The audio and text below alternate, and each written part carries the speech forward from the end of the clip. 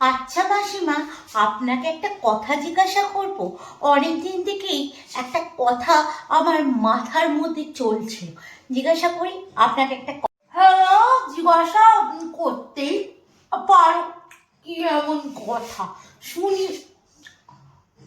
আমার এবার এই ভাত খেয়ে উঠে একটুখানি মুখে কিছু না দিলে মুখে স্বাদ আসে না। বলো কি কথা? বলছিলাম, আপনার জামাই ভালো না বেশি ছেলে ভালো? কোনটা বেশি ভালো, জামাই ভালো না ছেলে ভালো?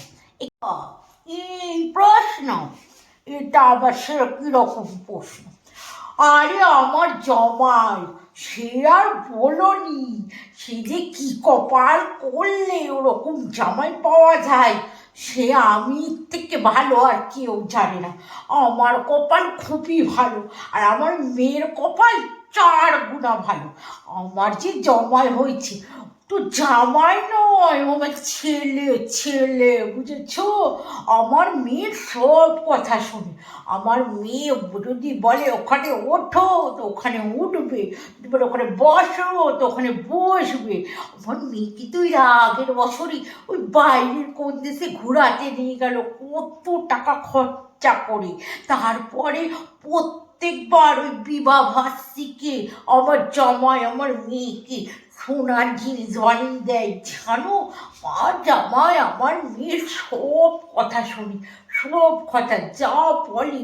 আবার তো আমার জামাই নতুন ফ্ল্যাট কিনেছে, ফ্ল্যাট, ওই ফ্ল্যাট বাড়ি বলে না, ফ্ল্যাট বাড়ি, ওই ফ্ল্যাট বাড়ি কিনেছে, জানো? ওই ফ্ল্যাট বাড়িতে আমার মেয়েকে নিয়ে থাকবে। আমার মেয়ে জামাই কত সুখী, দেখে আমার মন একদম ভরে যায়। কি আর, ওটা ফ্ল্যাট নয়, ওটা ফ্ল্যাট মাসিমা। ও, আপনার জামাই ফ্ল্যাট কিনেছে? ও আচ্ছা আচ্ছা আচ্ছা। আর আপনার ছেলে, আপনার ছেলে কেমন সেটা তো বলুন। কি বললে ছেলে? ও আর বলি কি, ও ছেলে আর ছেলে নেই, আমার পুরো ভেড়া হয়ে গেছে, ভেড়া। তুমি জানো, বউয়ের কথায় উঠে আর বসে, বউ যেই দিকে কান ধরে টানে সেই দিকেই ঘুরে যায়। ওর কথা আর বলো না।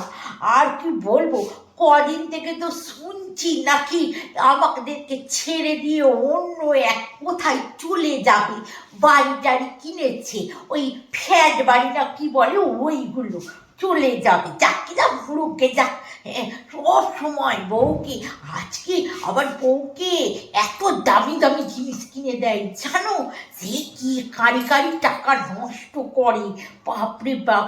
বাবুটা আমার এইরকম রোগা হয়ে গেল এই বইয়ের পাল্লায় পড়ে পড়ে। আর বইয়ের সব আবদার মিটাতে মিটাতে ছেলেটা আমার হাড় মাস জ্বলিয়ে দিল ওই মেয়েতে এসে। কি আর তোমাকে বলবো, বেটা আর বেটা নেই আমার, ও ভেড়া হয়ে গেছে, পুরো ভেড়া। তো শুনলেন তো, এটাই হচ্ছে বাস্তব। পরের মেয়ে যখন নিজের ছেলেকে বিয়ে করে যদি ছেলে বৌমার কথা শুনে, তাহলে সেই ছেলে হয়ে যায় ভেড়া। আর নিজের মেয়ে যখন পরের ছেলের কাছে যায়, তখন সেই ছেলে যদি মেয়ের কথা শোনে, তাহলে তার মতো ভালো ছেলে আর দুনিয়াতে কেউ নেই।